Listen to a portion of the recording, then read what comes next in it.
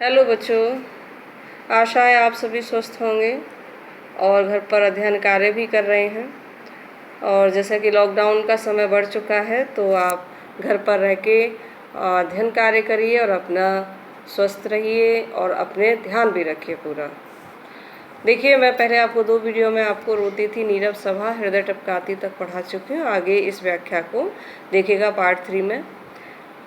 मैथिली शरण गुप्त जी की रचना है ये और कैकई का अनुताप शीर्षक है, जिसमें सभा में बैठे हुए हैं सभी और जो कैकई हैं वो अपनी बात को किस तरीके से रखती हैं। देखिएगा, अपने भावों को व्यक्त करते हुए कैकई कहती हैं, उल्कासी रानी दिशा दीप्त करती थी, सब में भय विस्मय और खेद भरती थी।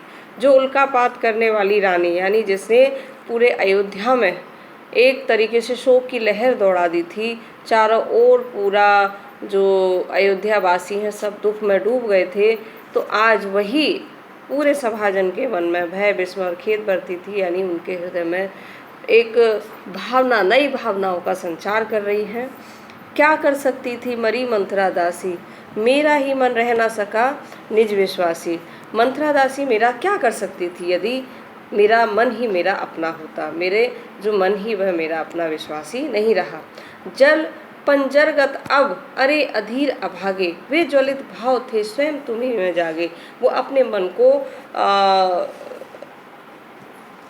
को समझाते हुए कहती हैं कि मेरे इसी मन में, मेरा जो शरीर में स्थित जो मन है, वही जो मेरा अभागा मन है, वही विश्वासी नहीं रह सका, उसी में ये ज्वलित भाव जागे थे।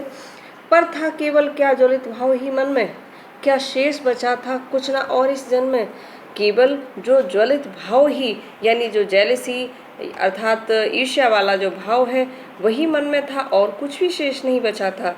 कुछ मूल्य नहीं वात्सल्य मात्र क्या तेरा, हे वात्सल्य मात्र क्या तेरा कोई मूल्य नहीं है। जिस मन में एक माँ का प्यार, माँ वात्सल्य की भावना थी, उसका कोई मूल्य नहीं है।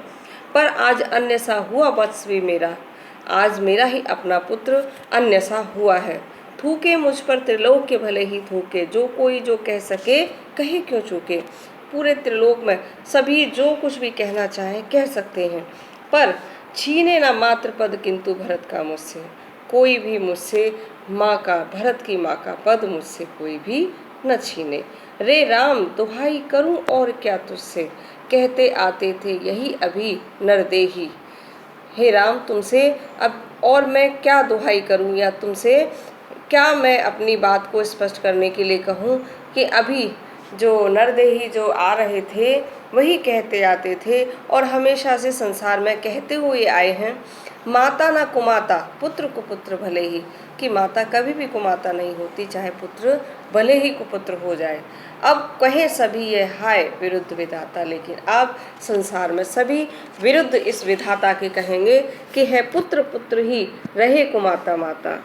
केवल पुत्र तो पुत्र ही रहा, लेकिन माता कुमाता हो गई। बस मैंने इसका वाह मात्र ही देखा, दृढ़ हृदय ना देखा, मृदुल गात्र ही देखा। मैंने इसके वाह मात्र को ही देखा, लेकिन इसके दृढ़ हृदय को और मृदुल जो इसका मन है उसको नहीं देखा। परमार्थ ना देखा, पूर्ण स्वार्थ ही साधा। मैंने इसके अंदर जो दूसरों के कल्याण करने की भावना है उसको नहीं देखा और केवल अपने स्वार्थ को ही सिद्ध किया। इसी कारण ही तो हाय आज यह वादा, युग युग तक चलती रहे कठोर कहानी, रघुकुल में थी एक अभागन रानी। और ये कहानी हमेशा चलती रहेगी, युगों युगों तक चलेगी कि रघुकुल में थी एक अभागन रानी, जिसने इस तरीके का कार्य, कठोर कार्य किया था और पूरे अपने अयोध्या वासियों को और अपने परिवार को, पूरे समाज को दुख दिया था।